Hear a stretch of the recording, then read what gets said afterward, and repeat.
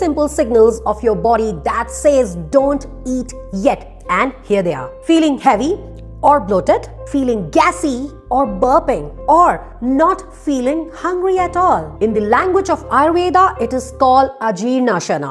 That means indigestion. To avoid this indigestion, simply skip a meal, don't eat, take light walks, have lukewarm water. If not benefited, then have this lukewarm water with some carom seed powder. And an Ayurveda tip to cure this indigestion: have this lukewarm water with half teaspoon of ginger powder or carom seed powder after your meals. So, to avoid this indigestion, next time you eat, ask your body, do you feel hungry?